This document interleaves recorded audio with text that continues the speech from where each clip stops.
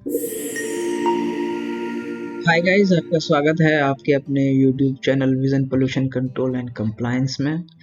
आज की वीडियो में हम बात करेंगे one time import authorisation for scrap metals in India. So one time import authorisation for scrap metals, यहाँ स्पेसिफिकली हम स्क्रैप मेटल्स के बारे में बात करने वाले हैं, जो कि शेड्यूल 3 में फॉल करेगा एज पर hazardous waste and other waste management and transboundary movements rule 2016। तो वीडियो में बने रहेंगे, पूरा देखेंगे कैसे हम इसके लिए अप्लाई करेंगे और क्या क्या डॉक्यूमेंटेशन इसमें रिक्वायर्ड है और मैंडेटरी है। सो ऑथराइजेशन का मतलब mainly permission for generation, handling, collection, reception, treatment, transportation of hazardous and other waste. ये एज पर रूल्स, इस रूल 6 के अंदर ये ऑथराइजेशन ग्रांट होता है हमको। तो यहाँ पे जैसे हम इंपोर्ट कर रहे हैं तो यहाँ पे रिसेप्शन, तो यहाँ पे रिसेप्शन के लिए भी परमिशन की रिक्वायरमेंट है। तो import of hazardous and other waste यहाँ पे मेनली रेगुलेट करता है ministry of environment, forest and climate change, MOEFCC। Strategy क्या है इनकी कि कोई भी वेस्ट इंडिया में एंटर करेगा तो उसको हम डिस्पोज ऑफ करने के लिए इंपोर्ट नहीं करेंगे। It can not be disposed of in India, disposal के लिए नहीं इंपोर्ट कर सकते इसको। रेस्ट्रिक्शन क्या है, एक शेड्यूल 4 है रूल्स के अंदर, तो शेड्यूल 4 के अंदर जो भी वेस्ट स्पेसिफाइड है उसको हम इंपोर्ट नहीं कर सकते। रेस्ट्रिक्शन है उसके इंपोर्ट के ऊपर। अब मेनली हमारा फोकस रहने वाला है पार्ट डी ऑफ शेड्यूल 3। तो और इस पार्ट के अंदर अदर वेस्ट को डिफाइन किया हुआ है जो कि इंपोर्ट के लिए एलिजिबल है, जिसको हम इंपोर्ट कर सकते हैं। तो यहाँ पे जो कंसर्न बॉडी जो रेगुलेट करेगी इसको, या स्टेट पोल्यूशन कंट्रोल बोर्ड या स्टेट पोल्यूशन कंट्रोल कमेटी। तो हमारा फोकस रहने वाला है शेड्यूल 3 के पार्ट डी के ऊपर। अब hazardous waste as per definition आपने भी देखा ही होगा रूल्स के अंदर। तो कोई भी वेस्ट जो कि फिजिकली, केमिकली या बायोलॉजिकली रिएक्टिव है, टॉक्सिक है, फ्लेमेबल है, एक्सप्लोजिव है और which can cause danger to the human health और द एनवायरनमेंट, तो उस सब्सटेंस को या उस वेस्ट को हमने हजार्डस वेस्ट डिफाइन किया है एज पर रूल्स। ये होगी हजार्डस वेस्ट की बात। और यहाँ पर हजार्डस वेस्ट इन्होंने 3 शेड्यूल्स के अंदर इन्होंने डिफाइन किए हैं। शेड्यूल 1 अगर आप देखेंगे रूल्स का, 38 प्रोसेसेस इन्होंने डिफाइन किए हैं और हर एक प्रोसेस में, जैसे प्रोसेस 1 है, इसके अंदर कौन सा वेस्ट निकलेगा 1.1, इसके अंदर कौन सा वेस्ट निकलेगा 1.2। तो प्रोसेस के अकॉर्डिंग, एग्जांपल अगर आप ETP चला रहे हैं तो ETP अगर आपका फिजिको केमिकल है, मेनली फिजिको केमिकल ही ETP का टेक्नोलॉजी होता है, तो यहाँ पे जो स्लज निकलेगा, केमिकल स्लज जो सेटलिंग टैंक से निकलेगा, तो वो एक हजार्डस वेस्ट की कैटेगरी में आएगा। तो उसको यहाँ पे डिफाइन किया हुआ उन्होंने एक नंबर से। तो ऐसी 38 प्रोसेसेस हैं शेड्यूल 1 के अंदर और हर एक प्रोसेस में क्या वेस्ट निकलने वाला है वो as a hazardous waste define किया हुआ है। शेड्यूल 2 में क्लास A और क्लास B के अंदर एंड शेड्यूल 3 में पार्ट A। तो पार्ट A में जो भी वेस्ट है वो हजार्डस वेस्ट डिफाइंड है एज पर रूल्स। हमको फोकस करना है अदर वेस्ट के ऊपर। तो अदर वेस्ट की डेफिनेशन है कि कोई भी वेस्ट जो कि पार्ट B और पार्ट D में फॉल कर रहा है शेड्यूल 3 के, फॉर इंपोर्ट और export and include all such waste generated indigenously within the country. ठीक है, तो शेड्यूल 3 के अंदर पार्ट B और पार्ट D में जो भी वेस्ट डिफाइंड है वो अदर वेस्ट की कैटेगरी में फॉल करते हैं। ठीक है, तो यहाँ पे हम फोकस करने वाले हैं पार्ट D ऑफ शेड्यूल 3, जहां पे हमको सिर्फ परमिशन मिलता है स्टेट पोल्यूशन कंट्रोल बोर्ड से फॉर द इंपोर्ट ओनली। तो पार्ट D के अंदर मेनली क्या क्या वेस्ट डिफाइंड है, इसको एक बार नजर मार लेते हैं। तो metal and metal bearings waste, दूसरा waste containing principally organic constituent which may contain metal and inorganic materials, electrical and electronic assemblies for direct use and not for recycling और फाइनल डिस्पोजल। तो हमारा जो पॉइंट ऑफ फोकस है इस video के अंदर metal scrap के ऊपर है, जो कि पार्ट डी में फॉल कर रहा है शेड्यूल 3। तो देख लेते हैं शेड्यूल 3 के पार्ट डी में कौन कौन से स्क्रैप मेटल्स की हम बात कर रहे हैं। Precious metals, iron and steel scrap, nickel scrap, aluminium scrap, zinc scrap, tin scrap, manganese scrap, gallium. So ये सारे के सारे scrap part D of schedule 3 में फॉल कर रहे हैं। Similarly mixed non ferrous metal heavy fraction scraps, इसके अलावा drosses, zinc containing dross, galvanised slab, zinc top dross, aluminium skimming या फिर एल्युमिनियम ड्रॉस। तो ये सारे के सारे जो मेटल स्क्रैप है ये इंपोर्ट कर सकते हैं विद परमिशन ऑफ एसपीसीबी। यहाँ मिनिस्ट्री ऑफ एनवायरनमेंट का परमिशन की रिक्वायरमेंट नहीं है, तो स्टेट पोल्यूशन कंट्रोल बोर्ड है आपका, वो आपको परमिशन ग्रांट कर सकता है।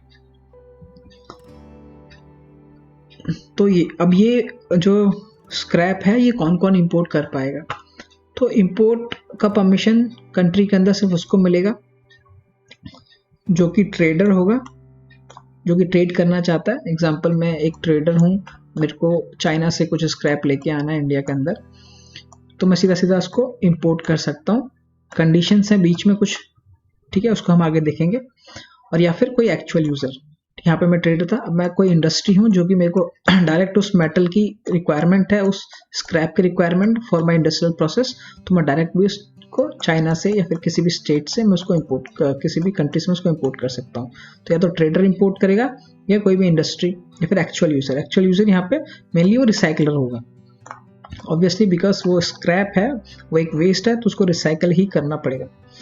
और कोई भी स्क्रैप कोई भी वेस्ट हम इंपोर्ट नहीं कर सकते फॉर डिस्पोजल, हमने रूल्स के स्टार्टिंग में ही देखा। और यहाँ पे स्टेट पोल्यूशन कंट्रोल बोर्ड आपको वन टाइम ऑथराइजेशन प्रोवाइड कराएगा, सिर्फ एक बार ऑथराइजेशन लेना है, एक बार परमिशन लेना है स्टेट पोल्यूशन कंट्रोल बोर्ड से, और वो लाइफ टाइम के लिए अवेलेबल रहेगा। उसके ऊपर भी कंडीशंस है, आपको एनुअल रिटर्न्स फाइल करना पड़ता है। थोड़ा आगे देखेंगे।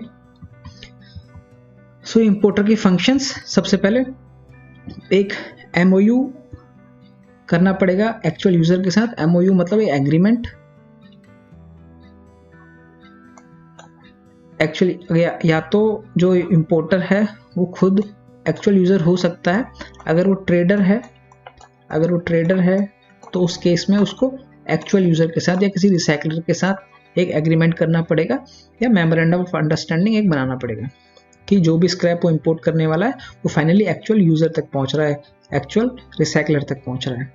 उसके बाद रजिस्ट्रेशन करना पड़ेगा स्टेट पोल्यूशन कंट्रोल बोर्ड के साथ या कमेटी के साथ। रजिस्ट्रेशन के साथ एप्लीकेशन का सबमिशन होगा और एक एनुअल रिटर्न फाइल करनी पड़ती है हर साल 30 जून से पहले। ठीक है, ये इसको इग्नोर कीजिए आप प्लीज। अब एप्लीकेशन का प्रोसेस क्या है। वो एप्लीकेशन दो फॉर्म में जाती है, या तो ऑनलाइन या ऑफलाइन। कुछ स्टेट्स के अंदर ऑनलाइन एप्लीकेशन का प्रोविजन अवेलेबल है, कुछ स्टेट्स के अंदर अभी भी ऑफलाइन प्रोविजन चलता है। एग्जांपल यूपी के अंदर अगर आपको इंपोर्ट ऑथराइजेशन की एप्लीकेशन लगानी है तो यहाँ पे ये ऑफलाइन मोड में ही चल रहा है। बाकी मैक्सिमम स्टेट्स के अंदर ऑनलाइन प्रोविजन अवेलेबल है। एप्लीकेशन के साथ हमको एक फॉर्म 7 प्रिस्क्राइब्ड फॉर्मेट अवेलेबल है हजार्डस वेस्ट रूल्स के अंदर, विद अलॉन्ग विद डॉक्यूमेंट्स, जो भी डॉक्यूमेंट्स की रिक्वायरमेंट है उसके साथ सबमिट होगा। एक फीस, जो भी गाइडलाइन है स्टेट पोल्यूशन कंट्रोल बोर्ड की या कमेटी की, हर स्टेट का एक अपना फीस स्ट्रक्चर है इसके लिए, वो फीस सबमिट करनी पड़ेगी। फाइनली एप्लीकेशन एक बार सबमिट हो गई, स्क्रूटनी की जाती है बाय द नोडल ऑफिसर, जो भी उस रीजन का, जिस भी जोन में आपका फॉल कर रहा है, जिस भी जुरिडिक्शन में आपका यूनिट फॉल कर रहा है, एप्लीकेशन का स्क्रूटनी किया जाएगा और उसके बाद ऑथराइजेशन ग्रांट होता है अगर वो एलिजिबल है एज पर जो भी उन्होंने डॉक्यूमेंट सबमिट किए हैं। लिस्ट ऑफ डॉक्यूमेंट क्या क्या रिक्वायर्ड होंगे ऑनलाइन एप्लीकेशन के टाइम पे। सो पहला केवाईसी डॉक्यूमेंट, आधार कार्ड, एप्लीकेंट का आधार कार्ड, पैन कार्ड, कंपनी का pan card, GST, MOA, AOA अगर आपका प्राइवेट लिमिटेड फर्म है, ठीक है, ऑथराइजेशन लेटर अगर आप किसी और को ऑथराइज कर रहे हैं एप्लीकेशन के सबमिशन के लिए, दूसरा IC certificate, import export code जिसको बोलते हैं आप, एक एग्रीमेंट विद एक्चुअल यूजर। ये सिर्फ उस केस में है जब आप ट्रेडर हैं। अगर आप एक्चुअल यूजर हैं तो उस केस में आपको जरूरत नहीं है इसका, ठीक है। ट्रेडर के केस में इसकी जरूरत पड़ेगी जब आप एज अ ट्रेडर इसको इंपोर्ट करना चाह रहे हैं। तो ये एग्रीमेंट कि मेरा जो भी स्क्रैप इंपोर्ट होगा वो एक एक्चुअल यूजर के साथ पास या फिर रिसाइकलर के पास ही पहुंचेगा, जो कि कंफर्म करता है कि रिसाइकलर उसको रिसाइकल करेगा, ओके। देन उसके बाद जो भी एक्चुअल यूजर के साथ एग्रीमेंट हुआ है या फिर आप अगर खुद एक्चुअल यूजर हैं तो उनका कंसेंट टू ऑपरेट और हजार्डस वेस्ट ऑथराइजेशन,